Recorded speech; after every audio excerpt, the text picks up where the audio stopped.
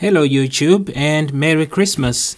It's been a month and a half since I bought my gear and I thought I'll give you an update on how things are going.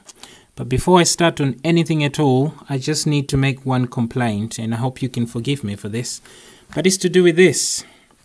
So, you know, the gear is sold as a outdoors type of watch which is very durable and strong. Well, there's one thing that's not so strong about it, which is the cradle. But obviously, I know they wouldn't have made this thinking, oh, somebody's going to drop this and we need to make sure it's as strong as the Frontier. No, but I expected better, to be honest. So this dropped from about 50 meters. So kind of a small distance, really, from the floor. And my floor is a wooden floor, which is very soft.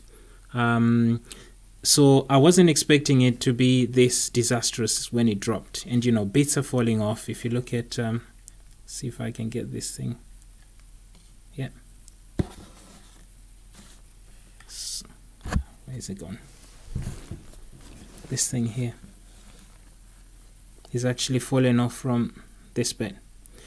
So yeah, I wasn't impressed. Dropped off 50 meters. The Frontier was charging at the time. They both went to the floor.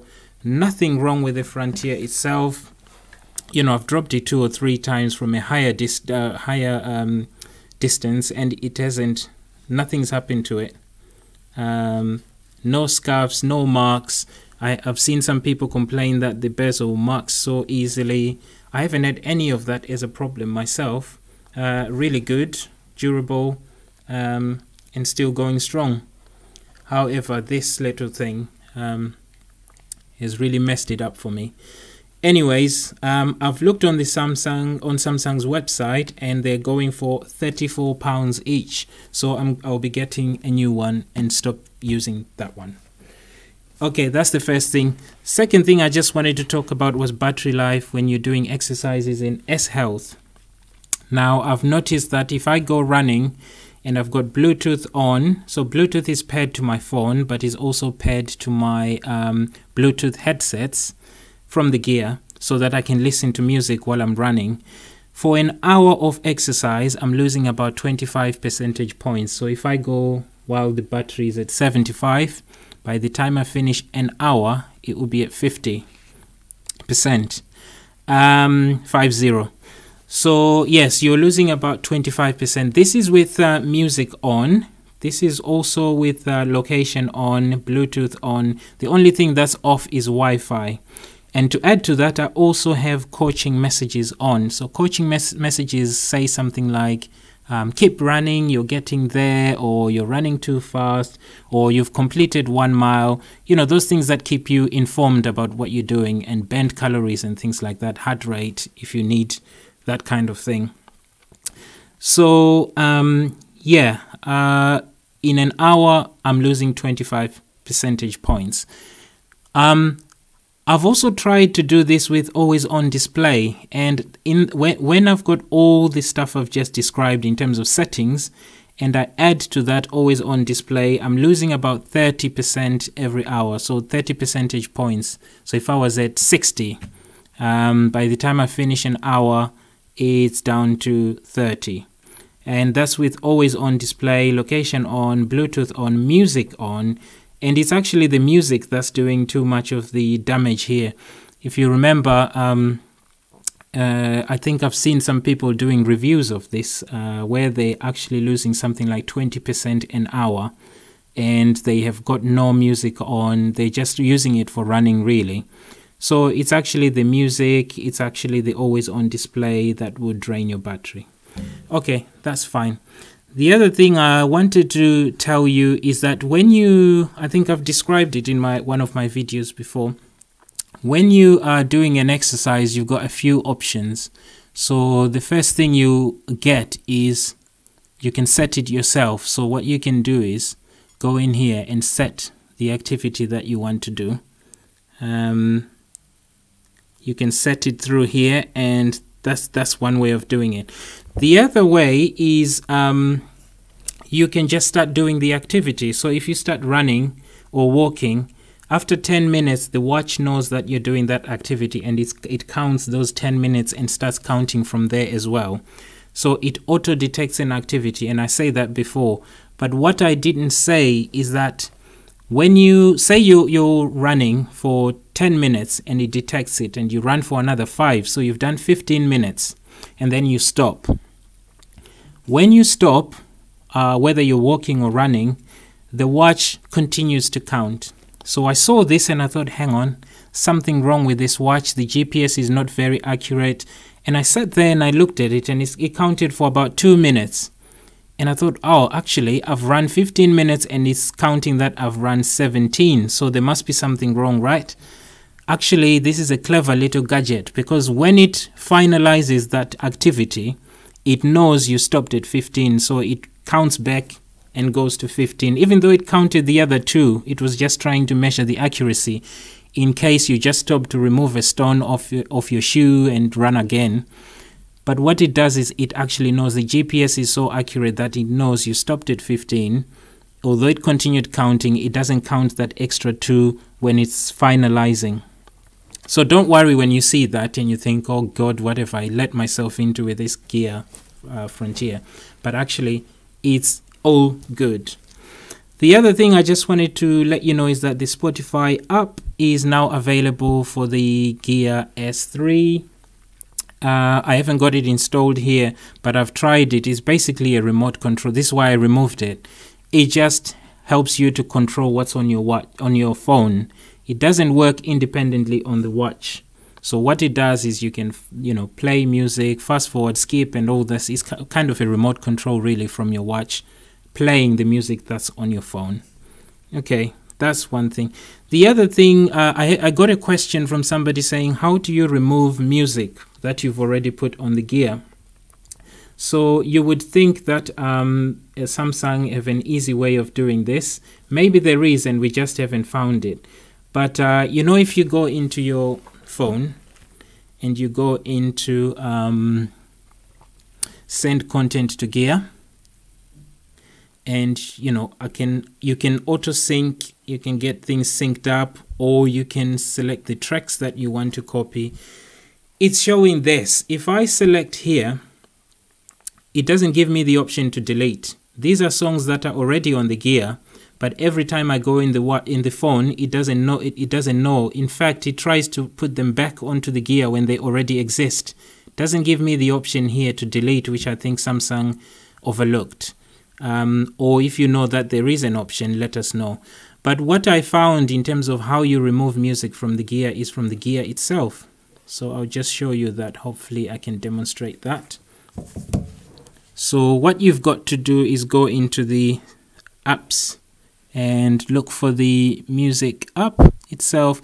And you see that arrow thing at the bottom there. If you just go like that, it takes you into the library. And in there you have playlists, tracks, albums, all sorts, right? So all you need to do, so if I go into the album, for example, this is what I get. And if I click the 3 dots, I get the option to delete. So this is the way I found of how to remove music. You can do individual tracks, or you can do albums and all sorts. So I think this is the only way I'm finding of removing music from your Gear once it's on there. If you know of any other ways, please let me know. But it's a question that I got, and I had to go through the watch and try and find out how to remove that. The other thing that people were asking is, so if you've got I'm going to try this here, but if it doesn't work, I'll go onto the phone. If you've got your clock like this and you wanted to change what appears in the dials, so at the moment I've got elevation, I've got sunset, and I've got steps. So this is what this button is for, but I don't think I can remember how to do this, so forgive me if I don't do it right. But you can see as well there's 2 options. So if you go like this, you get a different option, and if you go like this, you get a different option. And you can see that these change as well. Well, actually they don't. Probably the color changes. I don't see actually what the difference is. But anyway, it's saying dial here, and then it's saying S health there. And again, you can use the bezel to move through things. So none, S health, and then you can click OK. But actually, I find the best customization way is to go again through your gear manager. If you go in there and you look at your watch faces, what you can do here is you can actually see the same face that we have. Again, you can see sunset, you can see steps, and you can see elevation, so how many floors I've gone up. If I click stylize, and I can come, this has only got two options. I can have none, or I can have S health, and you can see what happens. S health is basically what you see there. You see the dials. See what happens if I click none. The dials are gone and there's that red thing there. So this is one of the options of doing it. I'll find a clock face that is a little bit busier, and then we can do something else. Let me see. Something like this one here. So if I've got this one here and I want to change what appears, you can see it's got time, it's got London, steps, sunset. So if I wanted to change any of that, again, if I click here, the options that come up are the different colors. So you can see what's changing there. You can see how to customize. These are all stock, by the way. I haven't installed anything fancy. These are all stock. And then if you get down here, you see weather is changed. That 23 degrees was London, and now it's weather. You can change battery, and again it's changed the battery, and you can do that with all of them. I think you have to sort of select which bit you want, heart rate, and again you got the heart rate there. I'm not an expert on this, on how you change the other stuff, but I just wanted to show you that you could customize this stock. Oh yes, complication 1, so that's that first quarter up there, and then 2, 3, 4. Hopefully there's 4 complications. 1, 2, 3, 4. So that's how you change them individually. So you can do this with the clocks themselves, on the gear manager, and I think you can do more on the watch itself. I'm just not too good with that. So that's again something I just wanted to show you. And in terms of a game, I had a game here that I was gonna share with you so that you can see how this thing performs. So let's go here. Actually, before I get there, you see how these are laid out? You can change that as well. If you hold the center, you go into edit mode, and all you do is just hold the individual up and go into the screen that you want, and then you let go. But you've got to have space in order to put it on there. Again, this is something you can do on the gear manager, which is easier probably actually than doing it on the gear itself.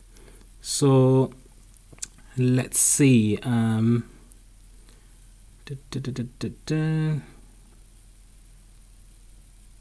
Where is the apps? Yeah, so if you go into the settings, you can see apps here, manage, reorder, uninstall. Click that, and there you go.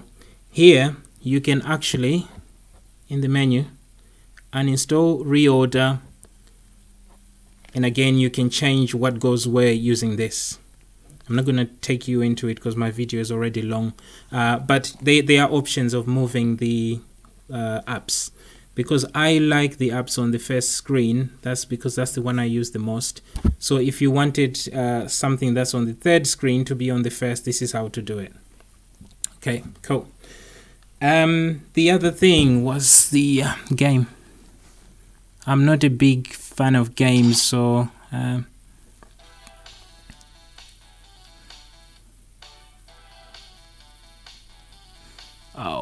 I'm not very good at this, by the way. I just thought I would show you. I'm using the bezel to move the car. And what you can do in the settings is you can choose how responsive the bezel is. Do you want it to be medium, or do you want it to be low in terms of responsiveness? I might have it on medium at the moment. So this is how you turn the car, and you can drift on the corners. I can't remember how to do it, but you can do that as well. I think it only works when you're actually on a corner. and you can overturn the other cars. Oh, there's a police car. What else is new? Here we go. Okay, so I'm gonna try and drift here. There you go, there you go, there you go. So you can see I tried my best and I fell. Okay, enough of that. But yeah, you can do that as well. Last thing I want to talk about is I hope you don't get tempted to go and get a Gear S2. What Samsung has done is they've released an update for the Gear S2, which really takes a lot of what's in the Gear S3 and puts it into the Gear S2. So a lot of you guys who are buying the Gear S2 will have a lot of the functionality that's on the Gear S3. But I would say stay away from the Gear S2. The S3 is the actual business here. If you look at the screen on this thing, if you look at how it's built, and if you just look at how it sits on the wrist, and the number of heads I've turned with this watch is unbelievable. And also remember, you can customize the band. I just prefer to have the stock. Really, really good. And the screen is so bright. If you want to have different clock faces, you will turn heads.